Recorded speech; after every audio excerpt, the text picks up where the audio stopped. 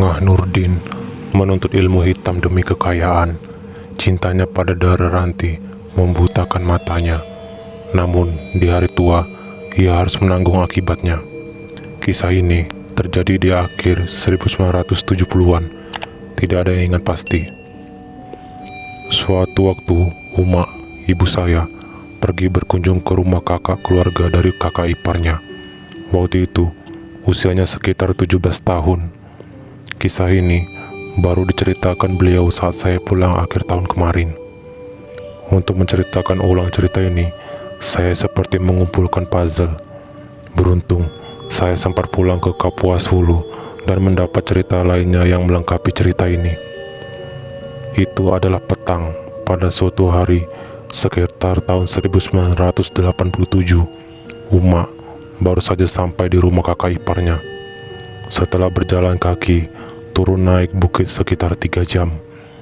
Agar tidak ada kerancunan, cerita utamanya terjadi di 1970-an. Di tahun 1987, itu Uma pertama kali mengetahui peristiwa ini. Sesampai di rumah kakak iparnya, Uma minta izin untuk mandi. Namun, kakak iparnya melarang. Sudah malam katanya. Tapi, kian malam, badan Uma terasa kian lengket dan gatal. Maklum, sepanjang perjalanan, ia tak jarang harus melalui jalan sempit dengan ilalang kiri dan kanan. Udah ndak tahan aku harus mandi sekarang, kata Uma pada kakak iparnya. Kalau mau mandi, harus ke ujung kampung, di sana mata air. Berani kamu malam-malam begini? Tanya kakak iparnya. Ya mau ndak mau, kata Uma. Kakak iparnya menatap abang Uma. Ya sudah, aku antar, kata abangnya. Uma sempat melihat abangnya dan kakak iparnya seperti bertatapan, seperti saling melempar kode. Tapi badannya gatal, ia tak terlalu memikirkannya. Dengan penerangan obor dari bambu, Uma dan abangnya berjalan ke ujung kampung. Suasana kampung sangat sepi, hanya ada sekitar 20 rumah di kampung itu. Sepi sekali kampung ini bang. Namanya juga kampung, kalau ramai namanya pasar. Lagi pula, orang-orang sedang takut keluar. Uma termenung. Tak berani ia bertanya lebih jauh. Ia mencoba menerka-nerka. Nanti saja bertanyanya kalau sudah pulang. Lokasi pemandian itu agak menurun. Ada sumber mata air kecil di sana yang ditampung dalam sebuah kolam kecil. Uma turun ke bawah, sementara abangnya menunggu di atas sambil merokok. Walau demikian, api dari obor itu masih bisa membuat Uma melihat sekitarnya meski sedikit remang. Uma duduk di depan papan kayu yang diletakkan di sisi kolam. Ada tempurung di sana yang memang biasa digunakan untuk mandi. Maka Uma mulai menyiram dirinya dengan air. Tak berani ia terjun karena takut terlalu dingin. Namun, saat memejam, ia seperti mendengar langkah orang di sisi lain kolam. Uma membuka mata. Tak ada siapa-siapa. Abangnya juga masih jongkok dan merokok di atas. Paling perasaannya saja, pikirnya. Namun, saat ia melihat ke atas, suara langkah kaki itu terdengar. Ia menoleh ke seberang kolam. Sesosok pria tampak berdiri menghadapnya. Sontak, Uma pun panik dan menyambar handuknya. Ia menaiki tangga dan lari tunggang langgang. Wih, ada apa? Seru abangnya sambil berusaha mengejar Uma. Ada hantu bangkit, seru Uma tanpa memperhatikan langkah kakinya. Ia hanya ingin cepat sampai ke rumah. Uma sampai ke rumah dengan terengah-engah. Ada apa ini? Tanya kakak ipar. Aku lihat hantu bangkit di pemandian, kata Uma. Itulah mengapa tadi tak kusuruh kau mandi. Kenapa tidak cerita? Kami khawatir kau jadi takut menginap di sini, kata kakak iparnya. Di mana abangmu? Tanya kakak iparnya. Uma baru ingat tadi abangnya itu menyusulnya di belakang. Sementara si abangnya menemui penduduk kampung yang lain. Tadi saat Uma lari tunggang langgang, ia sempat melihat ke bawah. Dari cahaya obornya, ia dapat melihat sosok yang lari itu. Ia tahu itu bukan hantu. Supaya saya lebih mudah bercerita, saya akan menyebut abangnya Uma ini dengan Pak Wak Emat. Pak Wak Emat dan 4 warga kampung lain kemudian mendatangi rumah Pak Ngah Nurdin. Pak Ngah Nurdin bisa dibilang orang paling pertama di kampung itu. Usianya sekitar 45 tahun. Ia punya pertambangan emas dan warga kampung itu bekerja untuknya. Rumah Ngah Nurdin tampak sepi. Sejak kematian istrinya tahun lalu, rumahnya memang sering begitu gelap. Hanya ada satu kamar yang sepertinya diterangi cahaya dari pelita. Padahal sebelumnya, rumah itu selalu terang benderang dengan listrik dan mesin diesel yang miliknya. Setahun terakhir, sejak kepergian istri Ngah Nurdin, memang banyak kejadian aneh di kampung itu. Beberapa hewan peliharaan warga seringkali ditemukan mati kehabisan darah, seolah-olah ada yang menghisapnya sampai habis. Beberapa warga juga ada yang melihat sosok hitam yang memakan peliharaan mereka. Namun sosok itu sangat cepat menghilangnya. Itu membuat warga kampung takut beraktivitas di malam hari.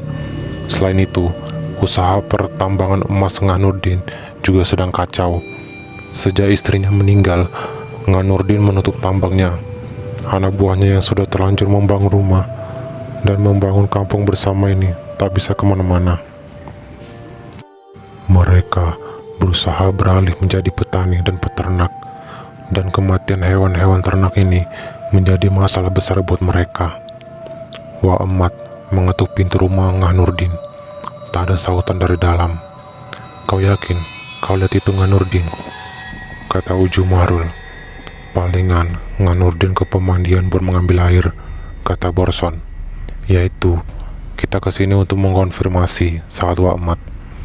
"Ya terus, kenapa kita harus ramai-ramai begini? Bukannya malah kesannya menuduh." Uju Mahrul sejak tadi sebenarnya tak mau ikut. Ia tak enak dengan Ngah Nurdin, orang yang pernah jadi bosnya itu. Setengah jam menunggu, mereka hampir menyerah dan pulang. Namun suara langkah orang di balik semak membuat mereka kaget dan memeriksa sumber suara tersebut. Dan disitulah mereka melihat Ngah Nurdin sedang berjalan pelan dengan tatapan kosong, mulutnya penuh darah. Ngah Nurdin berusaha kabur dari warga yang mengerubunginya. Namun, Wak Emat dan teman-temannya tak kalah tangkas meringkus Ngah Nurdin. "Kita bawa ke rumahnya saja," kata Wak Emat. Mereka menyadari sesuatu. Ngah Nurdin dalam kondisi tidak sadar. Warga berkumpul di rumah Ngah Nurdin. Semua penasaran dengan apa yang terjadi. Uma bersama kakak iparnya ada di sana. Melihat Ngah Nurdin dengan tatapan kosong, meronta-ronta, kata Uma persis zombie di film-film sekarang. Sampai tengah malam, Ngah Nurdin tak juga sadar. Warga tak dapat melakukan apa-apa. Beberapa warga pulang untuk istirahat. Hanya Wak Emat dan 2 temannya yang berjaga di sana. "Lepaskan saya," sebuah suara membangunkan Wak Emat dan teman-temannya. Mereka sepertinya kelelahan dan tertidur. Ngah Nurdin menatap mereka dengan marah. "Sabar Ngah, kami tak bermaksud jahat ke Anda. Kami cuma butuh penjelasan. Ada apa sebenarnya Ngah?" Wak Emat berusaha menenangkan Ngah Nurdin. "Benar Ngah, pasti ada orang yang membuat Ngah jadi begini," kata Borson. "Lepaskan saya," seru Ngah Nurdin. Uju Mahrul pun sigap membuka ikatan Ngah Nurdin. "Saya bukakan Ngah," kata Uju Mahrul. Ngah Nurdin bangkit dari kursi. Ia beranjak ke dapur, lalu datang dengan segelas air. Darah di mulutnya sudah hilang. Ia membasuhnya dengan belakang. "Kalian terlanjur tahu saya akan menceritakan sesuatu pada kalian," kata Ngah Nurdin sambil berkumur dan membuang air melalui jendela rumahnya. Usia Ngah Nurdin 35 tahun waktu itu. Kekasihnya Limah baru menginjak 20 tahun. Hubungan Ngah Nurdin dan Limah ini tidak ada yang tahu. Limah anak keluarga yang berada di kampung, sedangkan Nurdin anak yatim yang tumbuh kerja keras sendiri. Dan sebagaimana roman-roman picisan, urusan ekonomi ini ternyata menjadi masalah untuk hubungan mereka. Di usia yang 20 itu, Lima hendak dinikahkan dengan salah satu teman usaha bapaknya. Lima menolak. Bapaknya berang. Lima ditampar habis-habisan oleh bapaknya, kabur dari rumah. Bersamaan dengan hilangnya Lima, warga kampung juga dihebohkan dengan hilangnya Nurdin. Kasakusuk di kampung itu ternyata benar. Nurdin dan Lima menjalin hubungan. Orang tua Lima marah besar. Bapak Lima, yang pengusaha angkutan sungai itu, mengerahkan anak buahnya mencari Nurdin. Tak ikhlas dia putrinya dibawa kabur oleh orang susah seperti Nurdin. Sementara itu, Nurdin dan Lima sudah jauh bersembunyi di hutan rimba. Tak ada yang mengira kita lari ke sini Lima, kata Nurdin pada Lima. Bagi Lima, kemanapun Nurdin mengajaknya, ke situ pun ia akan pergi. Dulu, waktu masih kecil, kesinilah aku mencari rotan untuk dijual, kata Nurdin. Ia hafal betul area hutan itu, walau orang-orang tak berani ke sana karena konon di daerah itu ada penjaganya. Kenapa kau seberani itu, Bang? Tanya Lima. Tak ada yang lebih menakutkan daripada kelaparan, Lima, jawab Nurdin. Nurdin membangun pondok kecil untuk mereka berdua. Di pondok itu, mereka hidup seadanya sambil memikirkan rencana ke depan. Nurdin mencari bahan makanan, sedangkan Lima yang bertugas mengolahnya. Namun, sesayang-sayangnya Lima ke Nurdin, tak kuat juga ia hidup susah seperti itu. Hidupnya selama ini terlampau mudah. Suatu pagi, Nurdin terbangun dan menyadari Lima telah hilang dari pondoknya. Dicarinya ke sungai tempat mereka mandi. Lima tak ada ke sana. Ketika kembali ke pondoknya, Nurdin menyadari bahwa Lima telah pergi membawa pakaiannya. Lima kembali ke kampung. Hancur hati Nurdin. Kekasihnya pergi. Dia tak punya siapa-siapa lagi. Malam-malam berlalu dengan kesepian dan kesedihan yang mendalam. Hingga suatu malam, seseorang datang ke pondok kecil itu. Sidat namanya. Siapakah kau datang malam-malam ke sini? Ada perlu apa? Tanya Nurdin. Aku Sidat. Kukira kau penjaga tempat ini. Aku ke sini untuk sebuah urusan. Urusan apakah itu? Jangan berpura-pura. Kau tinggal di sini. Kau pasti tahu kalau di sini kita bisa meminta sesuatu. Meminta apa? Tanya Nurdin heran. Apa saja, saut Sidat. Yang aku dengar, di sini ada penjaganya, tapi aku juga tak pernah ketemu. Itu dia. Dialah yang bisa memberikan apapun, kata Sidat. Maka Sidat bercerita soal penjaga hutan itu yang konon adalah seorang dewi yang cantik. Ia tahu dari gurunya, seorang kepala desa di kampungnya. Mendengar cerita Sidat ini, Nurdin pun tergoda. Diceritakanlah keluh kesahnya pada Sidat. Itu persoalan yang mudah. Kau ikut saja ritual bersamaku. Barangkali sang dewi akan menemui kita, kata Sidat. Maka di pondok Nurdin yang kecil itu, Sidat menggelar ritual. Nurdin duduk di sampingnya, berusaha mengosongkan pikiran sesuai instruksi Sidat. Suasana hutan yang riuh mendadak hening. Udara di sekitar mulai terasa lebih hangat. Nurdin, bukalah matamu, kata Sidat. Nurdin membuka mata. Ia melihat sekitarnya kini telah berubah. Mereka berdua duduk di sebuah lingkaran putih. Di sekitar mereka pohon-pohon menjulang tinggi. Ada jalan setapak di hadapan mereka yang kanan dan kirinya dipenuhi cahaya. Di mana kita? Tanya Nurdin. Dewi menyambut kita, kata Sidat tersenyum senang. Ia lalu berdiri disusul Nurdin. Ia dapat mencium aroma yang harum sekali. Mereka berjalan ke sebuah gerbang dari kayu. Tumbuhan merambat ke gerbang tersebut menjuntai-juntai. Sidat berjalan ke di depan, diikuti Nurdin. Mereka tiba di sebuah lingkaran yang lebih besar. Di sana duduk seorang wanita muda yang rupawan. Sidat dan Nurdin, duduklah, sambutnya. Aku tahu alasan kalian kemari, kata wanita itu. Tapi kalian tahu bahwa akan ada syarat yang harus kalian penuhi, tanyanya. Nurdin memandangi Sidat. Tahu, kata Sidat. Nurdin bingung. Sidat sama sekali tidak bisa menjelaskan tentang persyaratan itu. Karena kalian sudah datang kemari, aku akan membuat jamuan untuk kalian. Tidak perlu. Kemurahan hati Dewi untuk menolong kami sudah cukup, kata Sidat. Tak sopan rasanya bila tidak menjamu tamu. Jamuan ini tidaklah merepotkan. Sidat sudah mendengar cerita ini dari gurunya. Jantung Sidat pun berdesir ketika tiba-tiba udara di atas mereka berputar bergulung-gulung. Lalu dari udara itu turunlah 2 piring berisi makanan yang lezat. Makanlah, kata wanita itu. Nurdin yang memang berhari-hari hanya makan yang ada saja di hutan langsung tergiur dengan makanan tersebut. Sementara Sidat tidak berani menyentuh makanan tersebut walau perutnya berbunyi nyaring. Kau tidak makan, Sidat? Tanya Nurdin. Tidak, kau saja, kata Sidat. Nurdin pun kemudian memakan piring kedua yang merupakan jatah Nurdin. Tak lama, piring kedua pun kandas. Nurdin pun minum dari gelas yang terbuat dari tembaga. Namun air yang awalnya segar tiba-tiba tercium amis.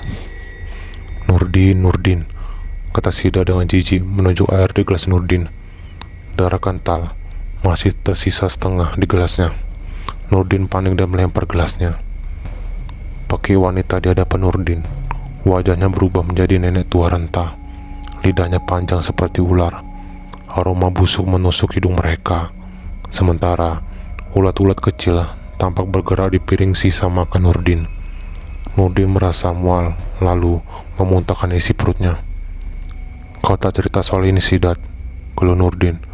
Maafkan aku tak bermaksud mengerjaimu, kata Sidat berbisik.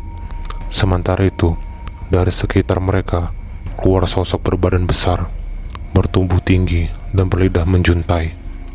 Sudah selesai perjamuanku, akan kupenuhi permintaan kalian. Tapi ingatlah, setiap bulan aku akan datang untuk meminta jamuan kalian, kata wanita tua itu. Mereka berdua pun bangkit dan berjalan ke arah mereka datang. Suasana mulai lebih dingin. Semua semakin gelap dan mereka tak bisa melihat jalan. Mereka lalu membuka mata saat mendengar suara dedaunan di kaki mereka. Ketika membuka mata, mereka berdiri di depan pondok Nurdin. Di saat yang sama, matahari telah terbit di timur sana. Apa yang baru saja terjadi? Dewi Hutan telah menolong kita, kata Sidat. Menolong apa? Aku masih begini saja.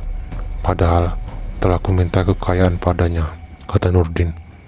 Sudah ku makan pula ulat-ulat busuk itu, kata Nurdin menyesal. Namun Nurdin merasa ada yang mengganjal di celananya. Ia merogoh sakunya, menemukan sebuah kotak. Dibukanya kotak tersebut perlahan, tampak berlian berkilauan di dalamnya. Dewi menepati janjinya, kata Nurdin. Kalau begitu, aku harus segera pulang, kata Sidat. Kenapa? Ibuku mungkin sudah sembuh di rumah, kata Sidat. Itulah permintaannya, minta kesembuhan untuk ibunya yang sedang sakit. Sementara Nurdin ingin kekayaan agar bisa menikahi 5 kekasih hatinya. Soal jamuan itu, Sidat sudah tahu dari gurunya kalau itu hanyalah sebuah tes semata. Dewi akan marah bila jamuannya tidak habis. Beruntung, ia membawa Nurdin yang tidak tahu menahu. Jadi, ia tak perlu menyantap makanan laknat tersebut. Nurdin mengemasi pakaian lalu kembali ke kampung. Kehadiran Nurdin di kampung mengagetkan banyak orang. Banyak yang mengira Nurdin telah meninggal. 5 berbohong dan bilang ia lari ke kota, kecamatan dan tak bersama Nurdin. Tak lama di kampung, Nurdin pergi ke kota kabupaten. 2 minggu kemudian, ia pulang sebagai orang paling kaya di kampung. Orang-orang semakin kaget, apalagi orang tua 5. Dengan harta Nurdin yang sekarang, tak ada lagi alasan orang tua 5 menolak Nurdin. Pesta besar digelar. Nurdin dan 5 akhirnya menikah.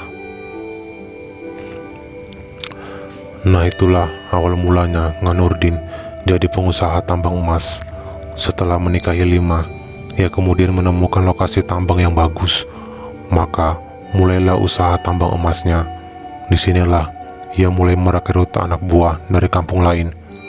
Di pertambangan inilah Wak Emat bertemu istrinya.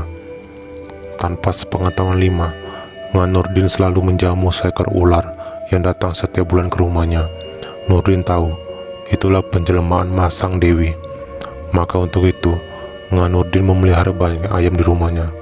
Setiap bulan, Satu aibnya pasti diberikan pada ular yang datang.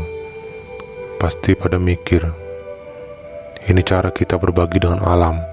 Alam banyak memberi kita, tak ada salahnya kita membalas, kata Nurdin membohong. Namun celaka terjadi ketika Lima sakit keras. 3 bulan Lima hanya terdiam di kasur, tak dapat bangun. Nurdin sedih bukan kepalang, hingga kemudian ia disarankan membawa istrinya ke Pontianak untuk berobat. Tak ada yang mahal bagi Nurdin. Berangkatlah ia membawa istrinya ke Pontianak. Namun celaka terjadi. Ular itu datang padanya saat ia sedang di rumah. Saat ia sedang menjaga istrinya yang sakit, tiba-tiba ia terbangun dan melihat seekor ular melingkar di ranjang istrinya. Nurdin, mana jamuanku? Maaf, saya tidak tahu Dewi akan datang ke sini. Bukankah kau akan menjamuku setiap aku datang? Iya, tapi kau mengkhianati janjimu, Nurdin. Ular itu pun menjelma nenek tua dan berdiri di hadapan Nurdin. Aku tidak bermaksud. Ini adalah hukuman pertamamu, kata Dewi itu seolah menarik sesuatu dari dada Lima. Ia lalu menghilang. Nurdin panik melihat istrinya merontak kesakitan. Dipanggilnya suster, namun Lima tak tertolong. Nurdin pulang ke kampung dengan kesedihan luar biasa. Perasaan kesal dan marah membuat ia mengabaikan kehadiran sang ular setelahnya. Tapi tak disangka, itu membuat ia harus menanggung dampak lainnya. Setiap bulannya akan ada masa ia berubah menjadi semacam mayat hidup, seolah-olah orang tak punya kekuasaan akan jasadnya. Tubuh itu seolah-olah dikuasai sang dewi, dan tubuh itu berjalan mencari sendiri jamuan untuknya. Itulah mengapa seringkali hewan-hewan ternak warga ditemukan dalam keadaan mengenaskan. Wak Emat menyimak cerita Ngah Nurdin dengan seksama. Tak disangka mantan bosnya itu punya kisah hidup yang semengerikan itu. Tapi kalian jangan khawatir, biar aku tanggung kesalahanku di masa lalu ini. Aku akan segera pergi dari kampung ini, kata Ngah Nurdin. Tapi bukankah juga berbahaya kalau Ngah Nurdin jadi hantu bangke di kampung lain? Tanya Wak Emat. Aku tak akan pindah ke kampung. Aku akan tinggal di hutan sebagaimana dahulu, kata Ngah Nurdin. Tidak, Ngah Nurdin di sini saja. Kami akan menjaga Ngah. Kalau sosok itu masuk lagi, kami akan beri jamuannya. Lalu Ngah tak perlu kemana-mana semalaman sampai pagi tiba, kata Borson. Benar, Ngah Nurdin di sini saja. Kami juga berhutang budi pada Ngah Nurdin, kata Wak Emat. Maafkan saya. Gara-gara saya, kalian harus ikut menanggung kutukan ini. Tidak, Ngah. Kekayaan Ngah juga membantu kami selama ini. Kami akan menganggur tanpa Ngah. Kayak Wak Emat, ada benarnya memang. Barangkali ini cara mereka balas budi. Lalu cerita itu mereka sembunyikan. Cerita yang beredar adalah Ngah Nurdin kesurupan setan. Pak Wak Emat menyimpan cerita ini sampai saat menanyakannya.